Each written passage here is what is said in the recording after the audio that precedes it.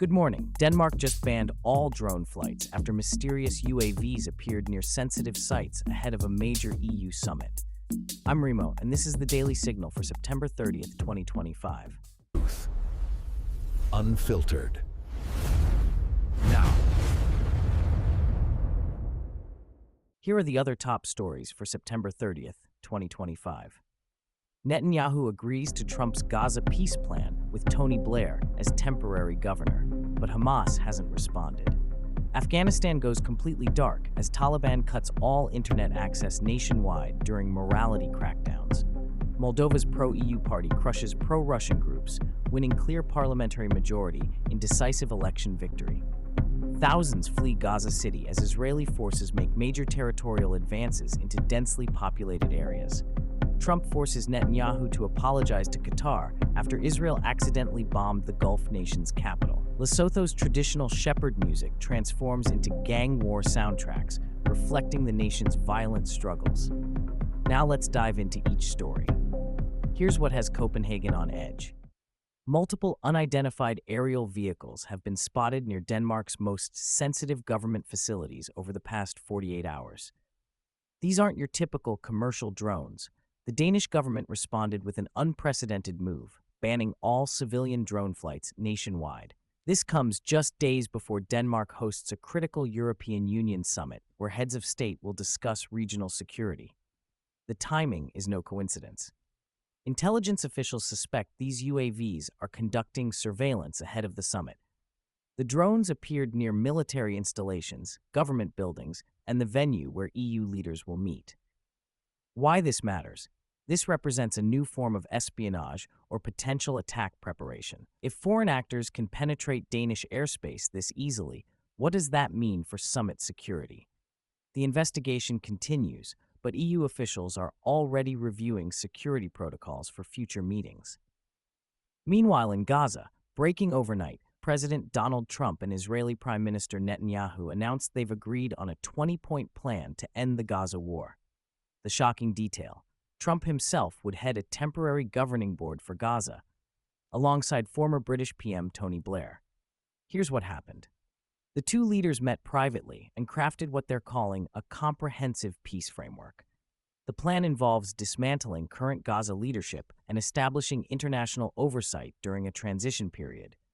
The critical problem: Hamas hasn't agreed to anything. The militant group controlling Gaza has remained silent on the proposal. Without Hamas buy-in, this ambitious plan faces immediate obstacles. This represents Trump positioning himself as a Middle East peace broker ahead of potential political campaigns. Netanyahu gains international backing for his military objectives. But the real test comes when Hamas responds, if they respond at all.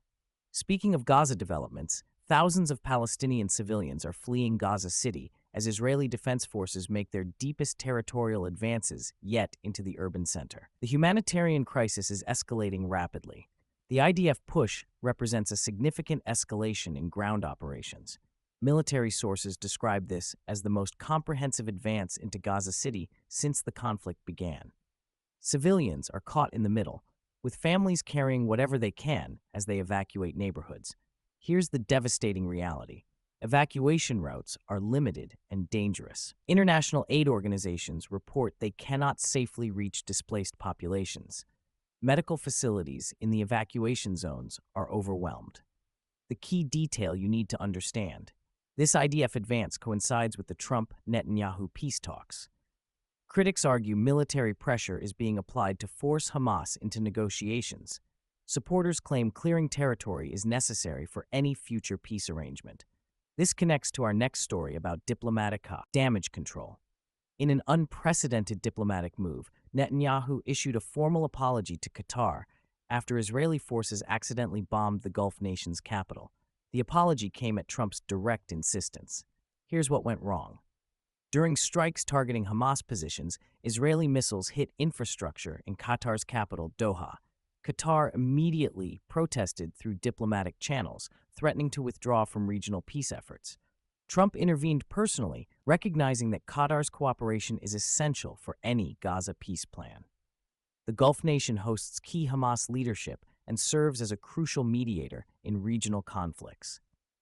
The apology represents a rare admission of error by Netanyahu's government. Qatar has officially accepted the apology, but the incident highlights how quickly military operations can damage international relationships. This diplomatic repair work becomes even more critical as the Trump peace plan requires Qatar's active participation. Now to a completely different crisis. Afghanistan has disappeared from the internet. Global watchdog organizations report a complete nationwide blackout as the Taliban enforces its strictest morality measures yet. This isn't a technical failure, it's deliberate information warfare. The Taliban has systematically shut down internet service providers, cellular networks, and satellite communications. The country of 40 million people is now digitally isolated from the world. The timing aligns with the Taliban's latest crackdown on women's rights and public behavior. Without internet access, Afghans cannot document violations, communicate with international organizations, or access vital information. Here's why this matters globally. Afghanistan becomes a black hole for humanitarian monitoring. Aid organizations cannot coordinate relief efforts. Families separated across borders lose all communication. The digital blackout makes Afghanistan's humanitarian crisis invisible to the outside world. International pressure is building, but the Taliban has shown little concern for global opinion on previous restrictions. On a more positive note from Europe, Moldova's voters have delivered a decisive victory for pro-European Union parties, crushing pro-Russian political groups in parliamentary elections. This represents a clear mandate for Western integration. The results weren't close. Pro-EU parties secured a commanding parliamentary majority. This outcome defies predictions of a tight race between Western-oriented and Russia-friendly politicians. Moldovan voters have unambiguously chosen their geopolitical future. Here's the broader significance. Moldova becomes another former Soviet republic, choosing European alignment over Russian influence. This continues a pattern across Eastern Europe, where populations increasingly reject authoritarian models in favor of democratic institutions. Russia has not yet responded to the election results, but previous Moldovan moves toward Europe have triggered economic pressure and energy restrictions from Moscow. The new parliament will need to navigate these challenges while advancing EU membership negotiations. Finally, an unexpected cultural story.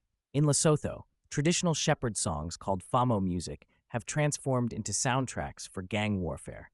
This cultural evolution reveals deeper social problems in the small African kingdom. Originally, Famo music helped shepherds communicate across mountain valleys while tending livestock. The genre featured pastoral themes, community stories, and traditional values. Today's Famo artists sing about territorial disputes, revenge, and gang loyalty. The musical transformation reflects Lesotho's social breakdown. Youth unemployment exceeds 30%. Gang violence has increased dramatically. Traditional rural lifestyles are disappearing as economic opportunities vanish. What makes this story significant? Music often predicts social change. When traditional cultural expressions become violent, it signals deeper community fractures. Lesotho's government is now studying Famo lyrics to understand gang activities and prevent conflicts. The story demonstrates how economic desperation can corrupt even the most peaceful cultural traditions. These 7 stories reveal 3 critical global patterns shaping our world right now. First, information as a weapon. Afghanistan's internet blackout, Denmark's drone surveillance, and even Lesotho's gang music show how controlling information has become central to modern conflicts. Governments, criminals, and foreign actors are all fighting for narrative control. Second, the Middle East peace puzzle. The Gaza stories demonstrate how military pressure, diplomatic relationships, and international mediation must align for any sustainable peace. Trump's involvement adds unpredictability, but also potential breakthrough opportunities. Third, the battle for Europe's future. Moldova's election and Denmark's security concerns show how European nations are actively choosing between democratic institutions and authoritarian influences. These decisions will reshape continental politics for decades. The common thread? Every story involves populations making fundamental choices about their future, often under extreme pressure. Whether it's Moldovans voting, Gazans fleeing, or Afghans losing internet access, Ordinary people are bearing the costs of these macro-political decisions. That's the Daily Signal for September 30th, 2025. Subscribe for tomorrow's breaking developments. And remember, these stories affect real people living through extraordinary times. Stay informed, stay engaged. I'm Remo. Thanks for listening.